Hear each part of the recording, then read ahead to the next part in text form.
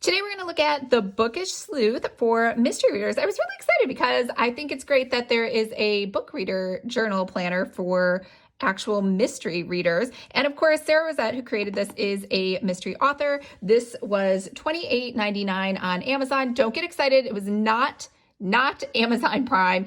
It took a week to get here, which makes sense because this is a print, I believe this is a print on demand book that she self-published.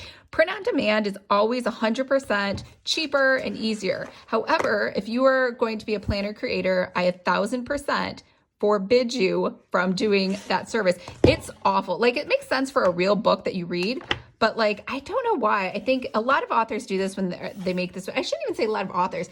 You know, Rachel Hollis is a multi-million-dollar company, and she also does the exact same things. Her planners are awful when it comes to actual functionality and being able to use it. And the reason is because the spine that's created when you are doing print on demand is meant for someone who wants to sit there and just read a book. And when you're reading a book and you're holding it, that is different. There is 1,000 times different than writing in it. So if I wanted to write in this, I'm never going to be able to write into it. I'm always going to have to hold it down, force it down, and it's going to feel really unnatural. And as you can see, there's a bump here at the edge. And the reason there's a bump is because this binding is not meant for a planner. So I'm done ranting about that. Let's take a look inside. Gorgeous cover.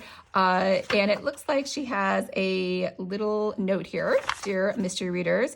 We have a table of contents here. So it looks like we have January through December as your like planner dates. And then before that, she has a yearly book tracker, your TBR list, your TSR list, to be read series. And then we have wish list, recommended list, did not finish list. So no reading challenges in here. It looks like it's just tracking basically what could have been done on Goodreads onto a piece of paper. And I don't even know, I guess you can, I don't know what this means. Like, shade in each square with every book you finish that month. Okay, what if I read more than 31 books? I mean, it's possible, right? So, all right, books to read. And again, I have to hold this down. Title, author. So just so you know, this is minuscule, itty bitty, teeny tiny, made for a little small mouse. I don't even know what that is. Is that even a centimeter? I don't think that's even it's 1/32 of an inch. So I don't know about you. Everybody knows I write really big. There's not a chance I would get anything written inside here. Oh my gosh, this is even skinnier. Who could fit in the whole title on that? Are you kidding me? You can't even fit her name, Sara Rosett. Like, I could not finish that whole name on there. You'd have to like learn how to do microscopic writing. Wish list, recommended. So basically these are just boxes with lines in them that are way too close together. DNF list, January, another dead body every year. It is the same. Every year, another dead body. Lion in the Valley by Elizabeth Peters.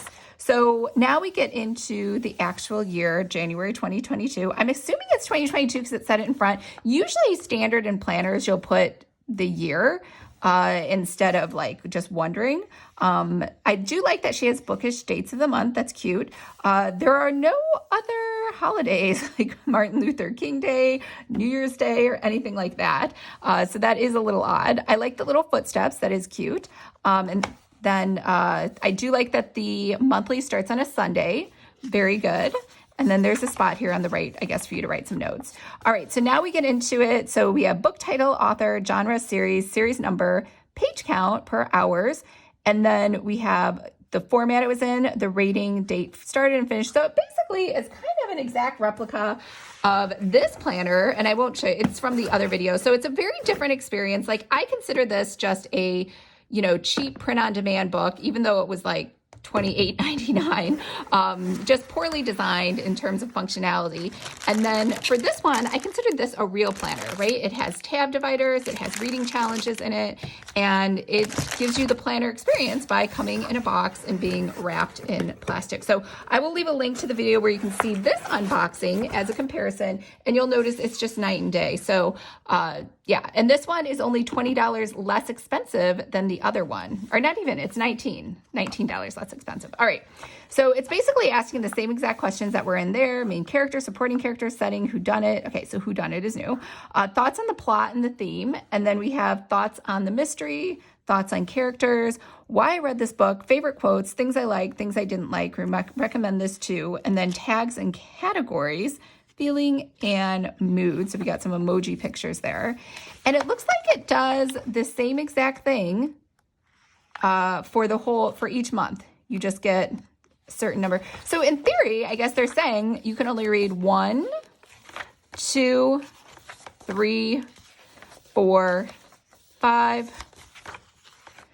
books each month. That's it. That's all you get space for, even though the tracker had like made room for 31 books.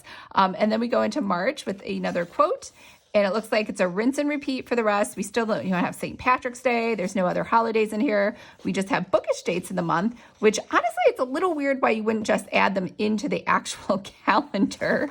And then that's kind of it for the whole book. So, honestly, so when I read that this was for mystery readers, one, I was totally psyched because I thought it would have mystery reading challenges and it would ask some more things like, what was the MacGuffin in the story? What were some clues? What was the victim? Who was the victim? What was their cause of death, right? And so that to me would have made it a little bit more mystery-ish. And then, as you know, I absolutely hate the spine. So, so I still think this is a good start. And obviously, just seeing how this was made leaves the market wide open for anybody who would like to create a book, I almost said book blog, a book planner for romance readers, mystery readers, thriller readers, anything else like that. And there's obviously a huge opportunity to improve upon this. But let me know what you think. And remember, if you would like to create your own planner, sign up for my free course, Planner 101, where we 100% do not talk about this at all. But I hope to see you in there. It's free. And I hope everyone's having a fabulous day. And I'll talk to you later.